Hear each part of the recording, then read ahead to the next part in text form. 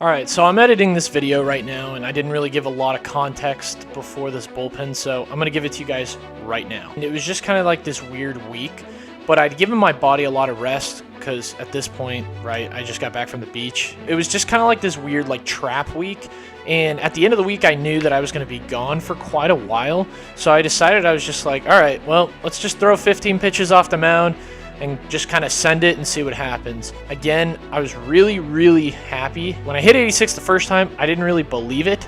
And as you guys are watching this entire bullpen while I'm talking to you guys, like, it was like really strange. I went from like 82, 83, and, you know, a little bit 84 to throwing 86 the first time. Didn't believe it. Then hit 86 twice. 86 miles per hour. 86 miles per hour. And then on the last pitch of this bullpen,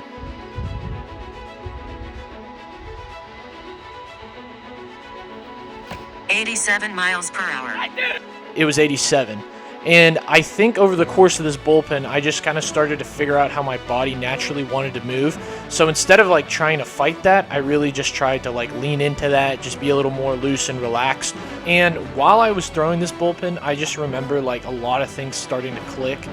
And I really was just really happy. Guys, we've been on this velocity plateau for about a year and a half. A little more than a year and a half. I think it was like a year and 7 months. It was just an absolutely crazy experience.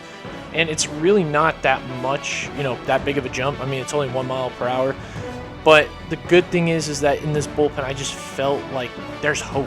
Like, things are starting to click here. I'm really starting to see the benefit and the gains on everything that I've been doing over the last year and 7 months.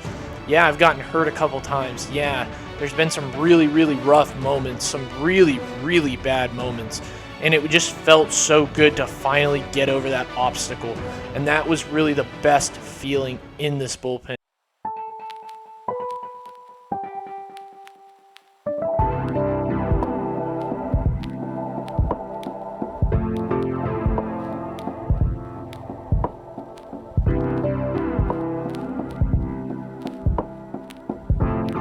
I had the incredible opportunity of visiting Japan this summer, and this was a very different experience. I've only been out of the country one other time. Visiting very different culture, something that's just nothing like American culture, anything like European culture. It's just something that's truly different and unique to itself. I visited a ton of different places while I was in Japan, and I've just experienced so many different cultural experiences. What I really just want to highlight from my Japan trip was mainly the baseball experience that I had while visiting Japan.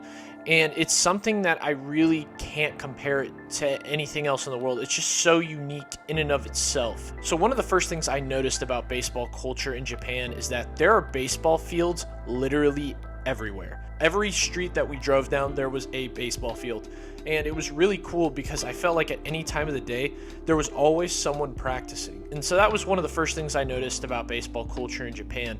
The second was I had the incredible experience of going to the Mizuno Osaka store.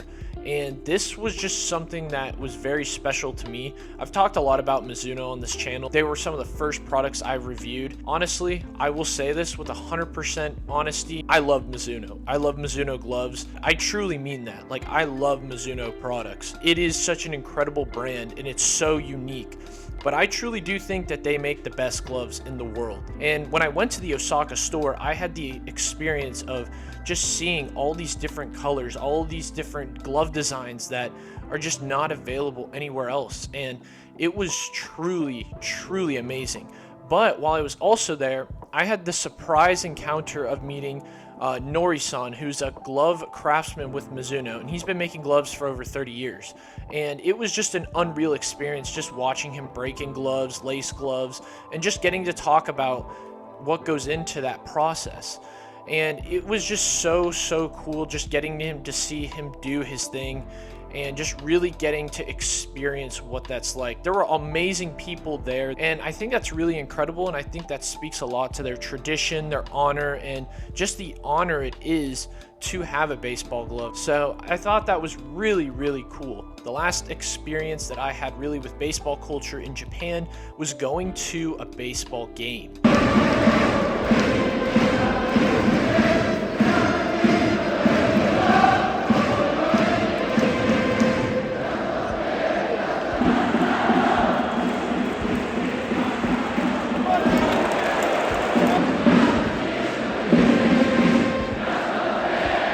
And this was something that I had never experienced before, but also too, it kind of felt like I was at a football game, right? Or some type of soccer game. There was a lot of chanting, there was a lot of just different types of instruments, lots of bells, whistles, all sorts of different things. And for me, it was very different because I feel like at a lot of games here in America, like a lot of people are quiet when the offense is up, or, you know, when people are hitting or in the field, like people are just so, you know, quiet. But it feels like it's just constantly that in the atmosphere in Japan, which I think is just really, really interesting. Just thinking about it from like a player's perspective, I can see how it could be really hard to focus when you have people constantly banging drums, you know, trumpets, all sorts of, you know, just different things. But it also creates an atmosphere that I feel like is very, very fun to compete in, right? It almost feels like it's more entertainment, and there's never a dull moment. I got to meet some really amazing people in Japan,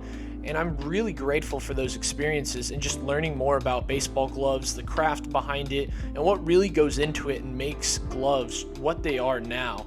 And as someone who's reviewed a lot of gloves on this channel, I could really tell that people in Japan really take a lot of pride in the gloves that they craft and a lot of the things that they just do for the game of baseball. And that was something that was truly, truly special to me. All those experiences I will never, ever forget. So really thankful for that opportunity.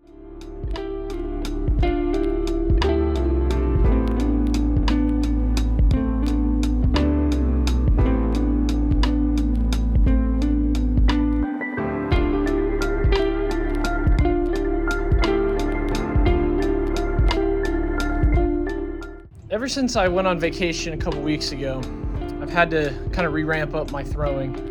Not to say I didn't train or do anything while I was on vacation, I did, but I also have learned some lessons from going on vacation in the previous past, trying to jump right back into training, and it's been less than ideal. So I've been like kind of slowly just getting myself back into things. The good thing is my body's responding well so far. So as far as right now, we're kind of still building back up our workload. Because I've learned in the past, if I jump right back into everything, that's when injuries happen. We're more susceptible to like tendonitis, things like that.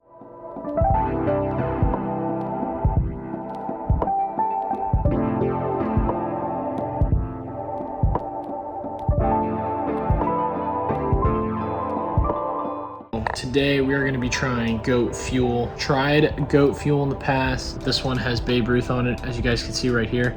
So see how it goes. Let's give it a try.